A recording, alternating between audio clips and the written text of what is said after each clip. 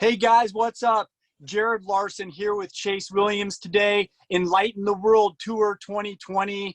And guys, I am stoked out of my mind today because we have got a special guest. And so when I say Chase Williams, really what I should say is an amazing human that changes people's lives. He's changed my life. He is absolutely a leader. He's a mentor. He's a friend. But something that I appreciate about Chase, and you're going to learn this about him very quickly today, Chase always comes from authenticity.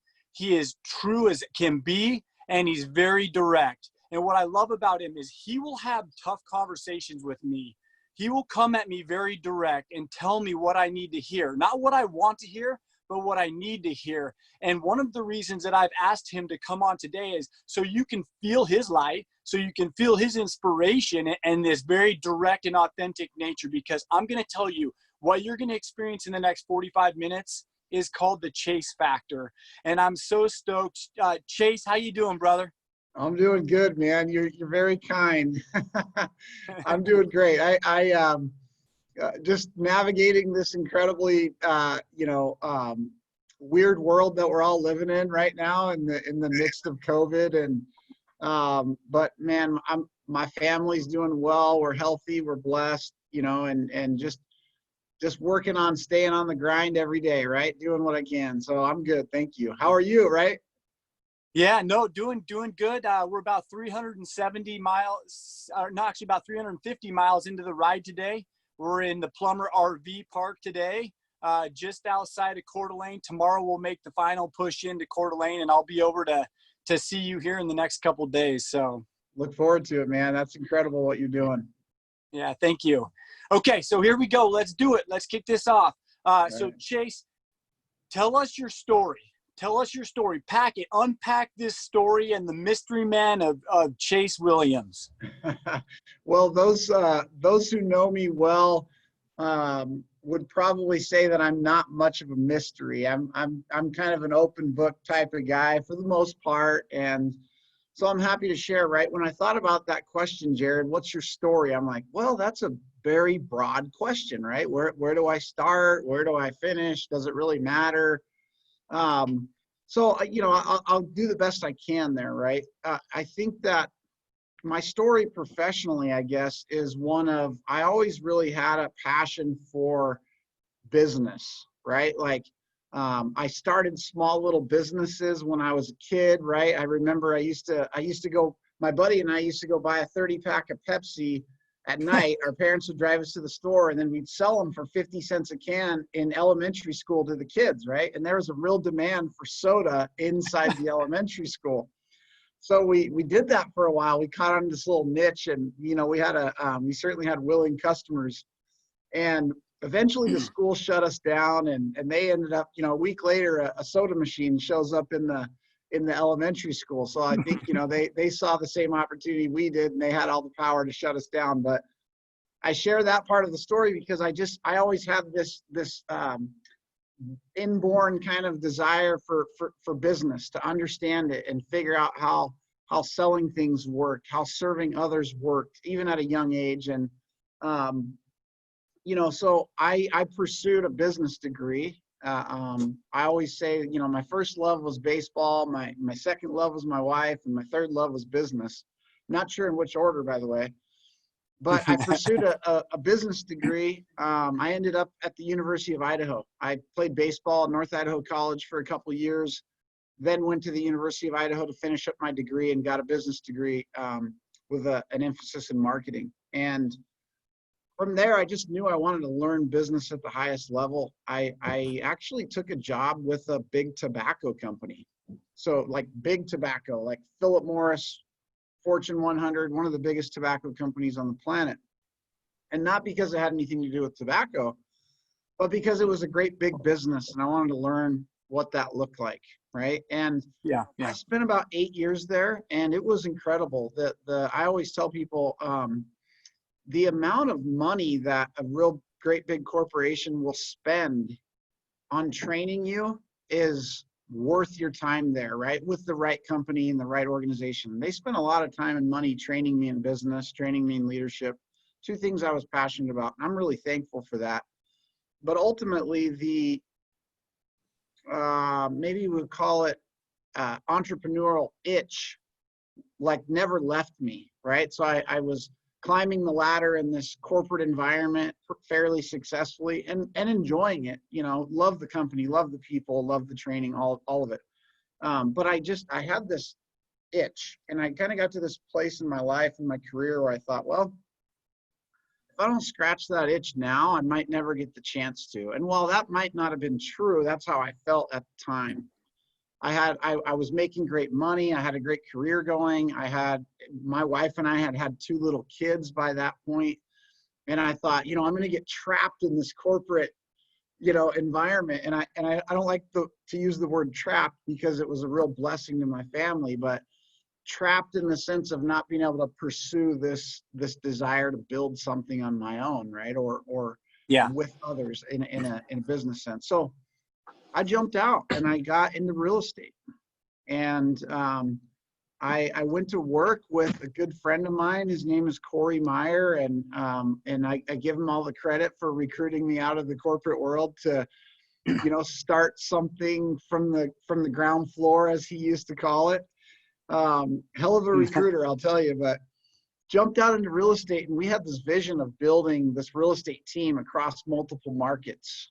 And we were in Northern California at the time. So this is in Redding, Chico, Sonoma County. We had a few different offices, but, he wanted to pair like his visionary entrepreneurial muscle with my kind of experience in leading people across multiple markets and putting all that together. Maybe, visionary and executor kind of relationship. So we did that. That was a huge leap for me and my family. And, I thank my wife for trusting me in that decision, because it was not a small one, right? You're going from like this, silver spoon corporate gig, vacation, profit sharing, plenty of salary, 401k, all the things, to like, you're gonna start a real estate company that pays you on commission, basically, right? So that was a scary Chase, time. Yeah. So let's so as people are viewing this, I want to kind of try and humanize this piece for them. So let's talk about this huge gap, the gap between this corporate awesome nest egg type situation to like complete nothingness over here right now until it's built. So how did you navigate from here to there, right? That's the first question. How did you navigate? And then how did you deal with the people asking you questions about what you're doing? Like probably, hey, Chase, you're crazy, dude. So talk to us about that. How do you even start making that decision? That's a really great question, man. I would say love, right? And here's what I mean by that. I don't mean that to be just some weird statement, but like, faith is really important to me. So a loving God is one thing that I lean on still, but leaned on real heavy in a time of decision like that.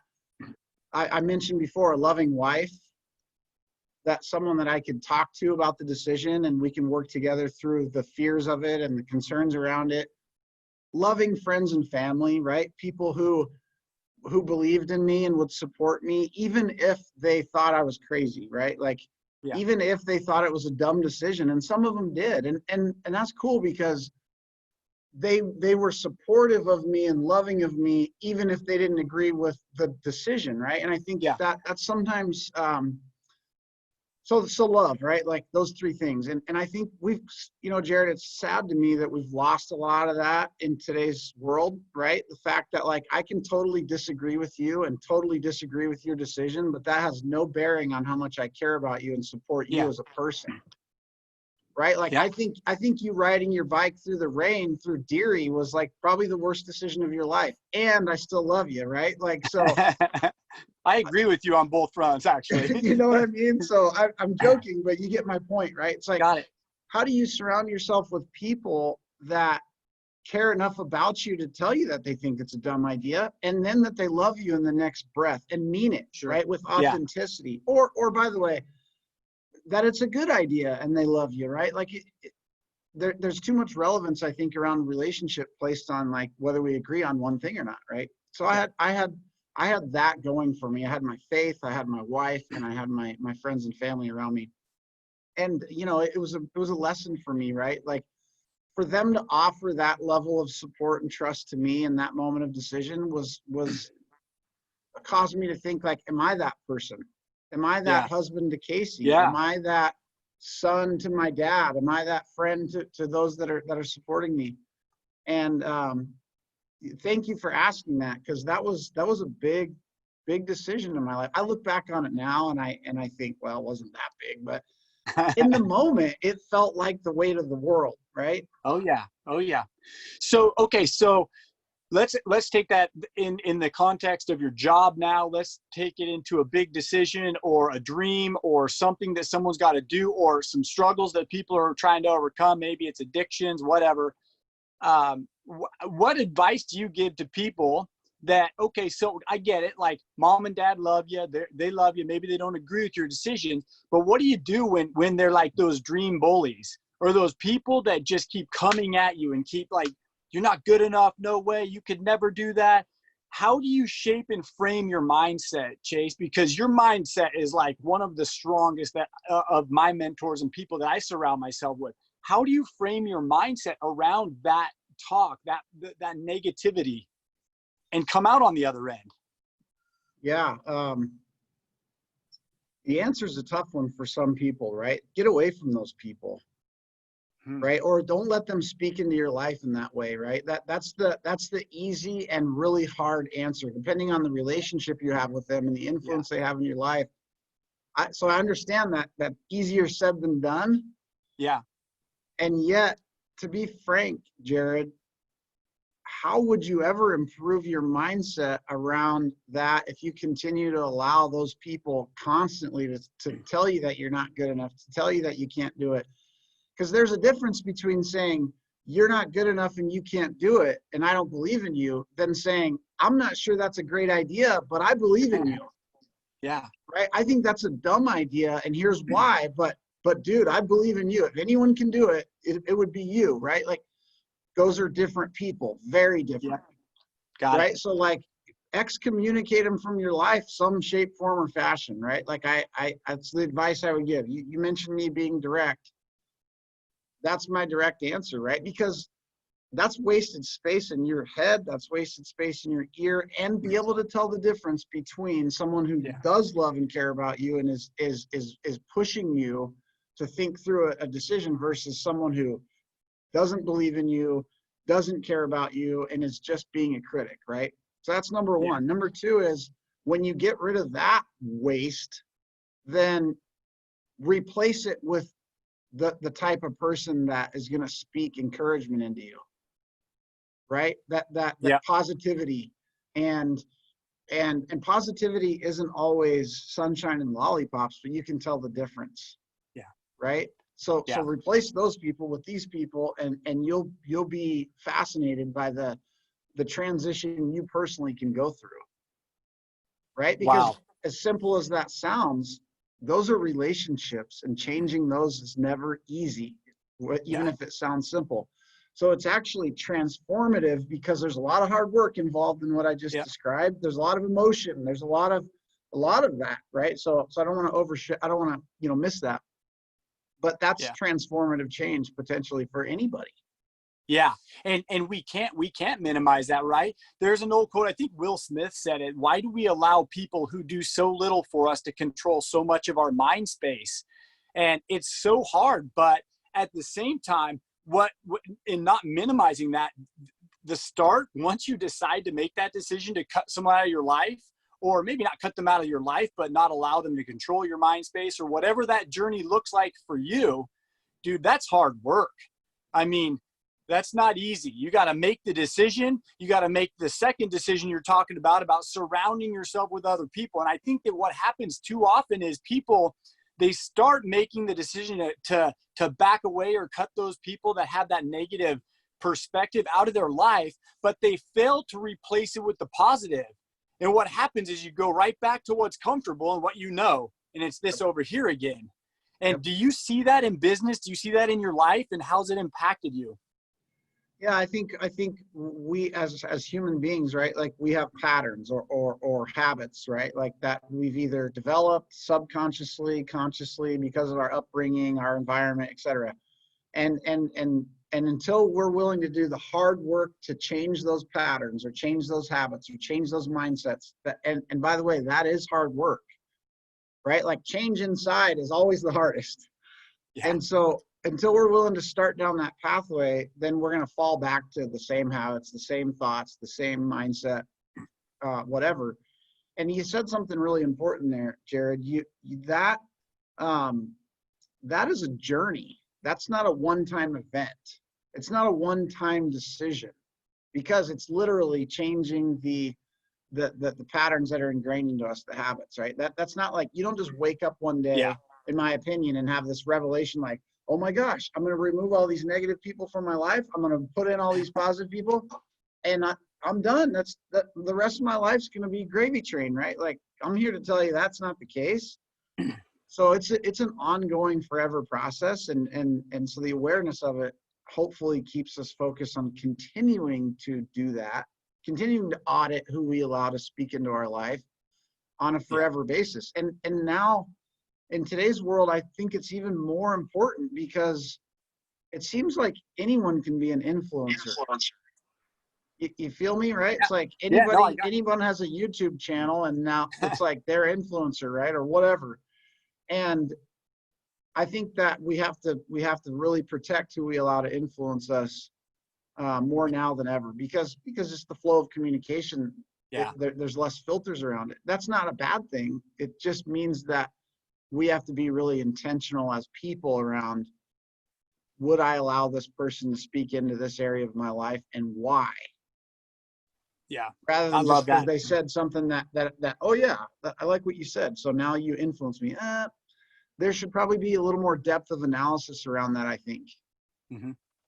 I love that. So Chase, in the very first interview I did on the NlightN tour, one of my guests, Greg Guyman, he shared something and he said, "Hey, I don't know. I've been blessed with superpowers, and everybody has a superpower." And he shared what his superpowers were, and he was being honest. Like he's really worked to discover his superpowers.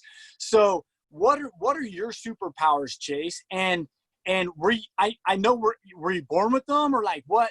Because I think people are in discovering their story, they got to figure out who they are as a person. And part of that is introspectively looking. And I want to say, Chase, what are you really talented at? What is that superpower? I don't know. That's a good question. I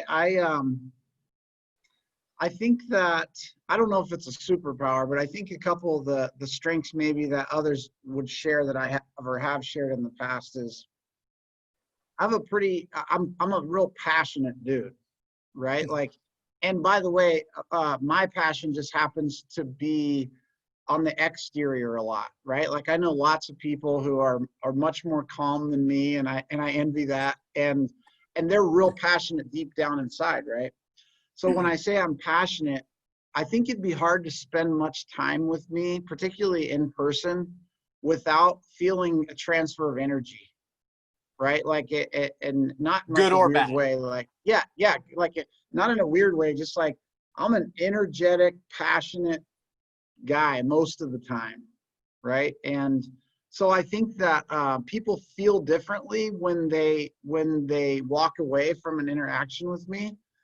And to your point, not always better necessarily, but they don't typically in any level of conversation, they're probably not going to feel the same afterwards as they felt before, right? And so that energy, that passion, I think is just a gift, right? Like I didn't have to develop that. I don't get any credit for that, right? Like God can take credit for that one or whoever, my genetics. I think that and I'm working to develop this every day because I think it's something that I appreciate in others. I think that sometimes I have a strong ability to communicate things in simple ways where others can understand, right? And I want to Yeah. continue to get better at that. As our world gets more complex, I like simple. And I think that other people do as well, right? So like I can break it down into a way that you can understand it. You might not agree with it, might not like it, but like I'm always working to like take the complex and make it more simple. And I want to continue developing in that area. I wouldn't call it a superpower. I would call it a strength that I want to continue to develop. But those are the two things maybe that come to the top of my mind. Yeah. No, I love that. It makes me think of an old quote that if you can't teach it to a fifth grader, don't teach it at all, right? I mean, keep it simple, stupid. And so, okay, so let's talk about, so Chase, we know you as a business guy. Let's go back. I want to go back to your baseball days. So Chase, super talented baseball player and humble. He won't talk about it much. At least you haven't shared a ton with me, but I've heard and I know you're a talented baseball player. Tell me what it took to play in college. Tell me what it took from you. Like, I mean, did you always have the gravy train? Was it always like, oh, you were just easily the shoo-in, you're the best, there's no one else around you that could touch you? Or what did Chase have to do to get there? Yeah, I know the answer to that question is no. I worked real hard at being as best as I could be at baseball. And there were always more talented people around me on every team I ever played on, right? And I was lucky to play with them.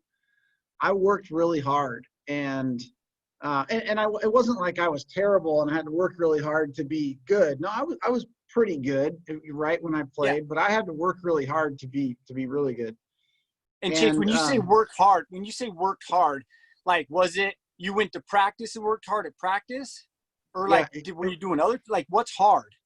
Well, putting in the reps, man, like putting in the more reps at practice than anyone else, asking for more reps, staying longer after practice, putting in the reps at home, right? Like putting in the reps in the off season. And I think that's the case with anything you really want to get good at is you got to put in the reps, right? Like, and oftentimes, you know, really naturally talented people, if they don't learn that, at some point it'll catch up with them, right? Yeah. If they're naturally talented and they also learn that, nothing can stop them, right? And that's where you see these stories of these guys that were like middle of the pack, and then at some point in their career they're the best because they put the reps on top of whatever talent they had and they never quit.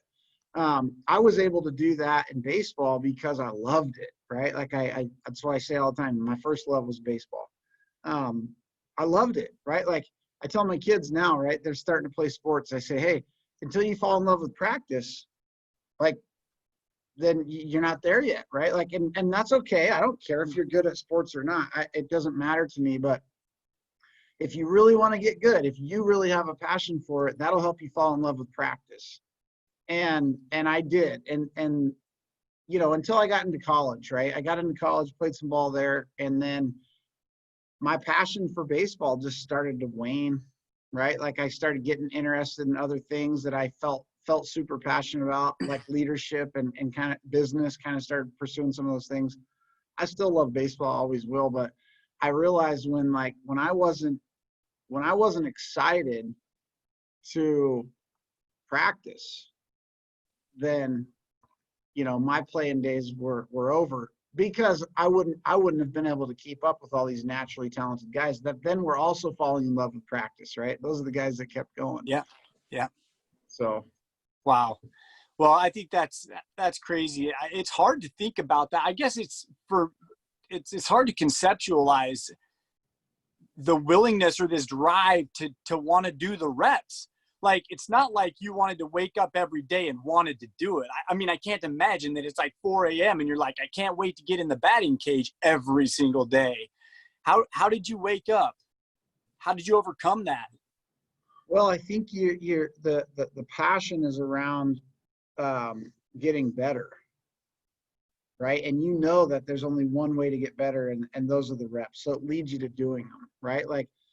Like your passion today, riding through the rain and uphill, was around, you know, doing what you said you were going to do, and spreading the message that you're working to spread by putting the whole project together. And frankly, by getting to the end of your ride and getting out of the damn rain, right? Like probably some combination of that was like, you're passionate about those things. So you keep pedaling and keep going, because you know, you had an emotional experience around it. You get to share that story with others. And eventually, as part of it, you get to finish the ride. Right. And Yeah. so for me, it was like, okay, what am I really passionate about? Well, I'm passionate about being the best baseball player I can be for my teammates and myself. So what do I do about it? Reps. Whether I want to or not, that's the method. That's the way there, right? So I'm passionate enough about the outcome I desire that I'm willing to do the reps even when I don't want to, or I'm tired, or whatever, right? And Yeah. again, when you share it as a story, it sounds like you never missed a day and you never missed a rep, right? That's not true. That's not Yeah. anyone's journey, but that was my mindset around it. Yeah. So what's your perspective on why people quit then? Why do they give up? Why do they stop pursuing? That's a good question, man. I think that it's because no one told them the pain that would be involved in accomplishing what they wanted, what they're passionate about, whatever that thing is, that end goal in mind, that destination or that result. They do have a lot of passion to achieve that. And so maybe no one told them about what it actually looks like to get there. Painful and long and hard. And so it's like, you know, so that's why you need the passion in the first place. But sometimes I think when we get into the pain of personal growth and development, when we get in the pain of releasing negative relationships from our life, and we get pain of doing the reps and we don't want to for over and over and over. It's like, how long do I have to do this until I get there? Forever. Right? Like when all that starts to flood in and you realize like, this is boring. Doing these reps is boring. I have to do these every day. I don't want to do these every day. It's like, I got to have these tough conversations with these people I lead every single day. Man, This is hard. I have a lot of accountability around what I'm trying to accomplish. This is really hard, right? Like that. And by the way, the hardest piece, as I mentioned, in my opinion, is always the internal growth and personal development, right? Like, that's truly hard. And so they start bumping heads with the pain of growth, and they sometimes lose their passion around the result because they realize that's the only way to get there. Right. And so here's an example, right? When I got into college and started playing ball, it was a lot harder than even I was used to, even putting in the extra reps and giving the extra effort, right? And so I had to make a decision, like, do I want to continue banging my head on this dream? Am I passionate enough about the outcome to continue through the pain? And then I wasn't, so I quit, right? And I don't feel bad about that, right? Like that was a good transition in my life, and I had found new passions that I was willing to do that for, and led me to where I am today. But at that point, I was like, well, yeah, I'm not that committed to that anymore. And so I need to find something that I am. Right. Chase, man, that's gold. That what you just shared was gold. It connected so many dots for me, even on this ride, you know. And for me is, I don't think people know what they're about to embark on. They just have expectations, and their expectation is this.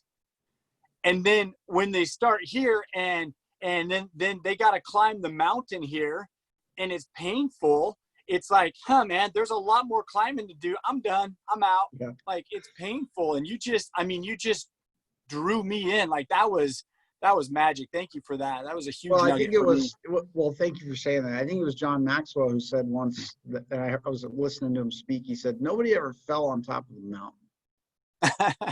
Right? Like, that's true. Getting the ride you went through today, like, that was painful. I'm sure of it. Yeah. Right. So you have I got on video. Yeah. You gotta have a reason enough to go through the pain. Right. Yeah, I agree. Well, let's shift gears a little bit here, Chase, as we kind of wind this up. I want you to share your light. I want you to share something impactful, something in your life that has been that you've learned, or someone shared with you, or someone taught you, that by sharing it with you changed you.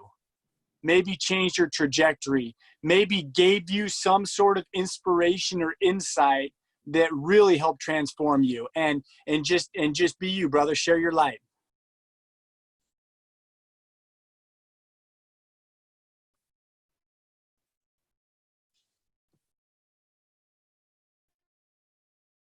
Are you there, Um, Chase? Oh, there. I, I got you. yeah, I'm here. Can you hear me? Yep, I got you Am I back. You're back? good. Yep. I would say we get a lot of us is when we're kids, right?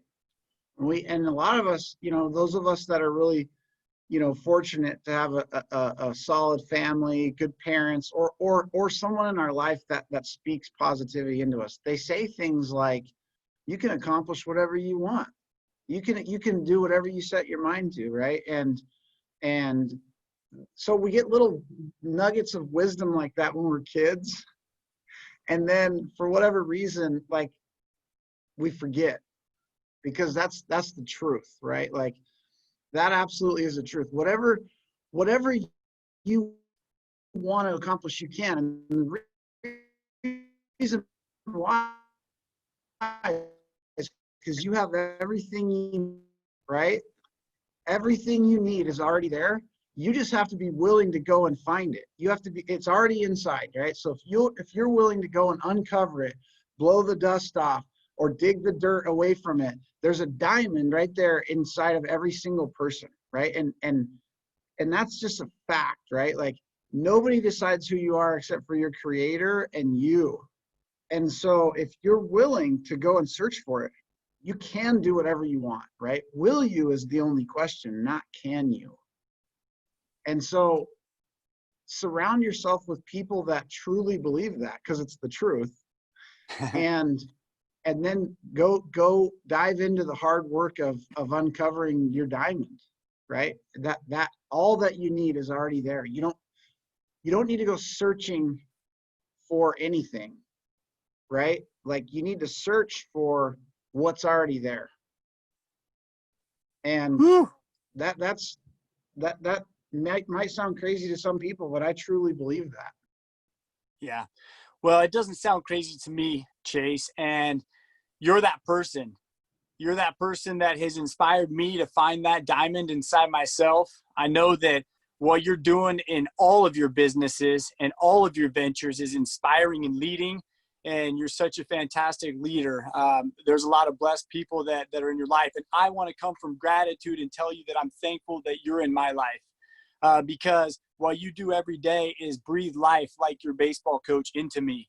I know you push me to be better. You push me to grow. And I thank you so much. And I'm grateful that you come on this show and share your wisdom with us, because I'm telling you, there are people sitting here right now that are listening to the words that you're saying, and they're saying, dang, man, that's exactly what I need to hear, because this is the Chase factor. This is the Chase factor, the ability to speak directly to your heart, no BS, and I love it. So, final words, Chase. What do you got to say? Final words.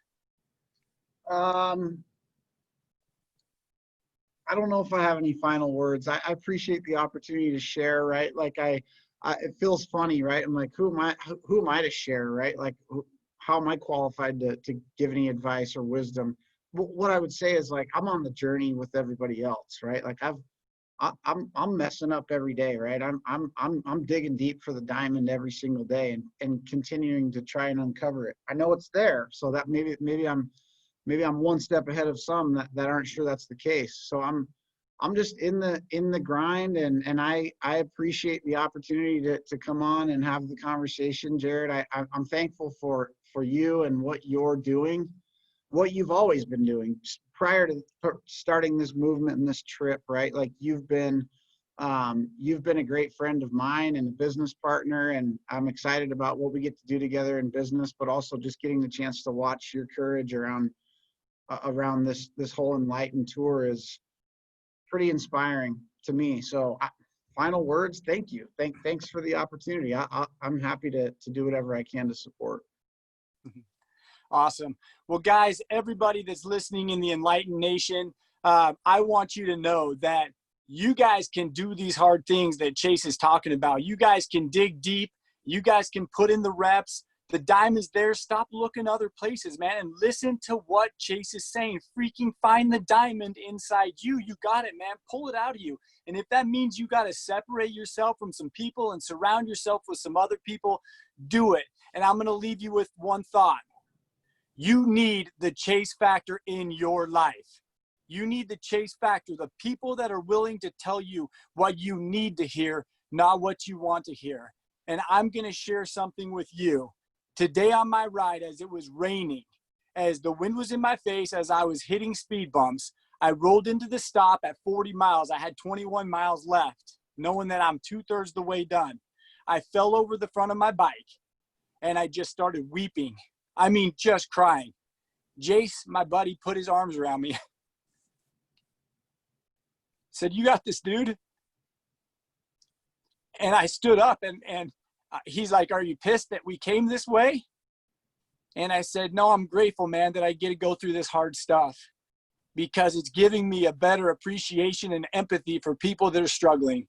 And I'm here to tell you, if you're struggling, whether it's outwardly or you're struggling silently, you can do it.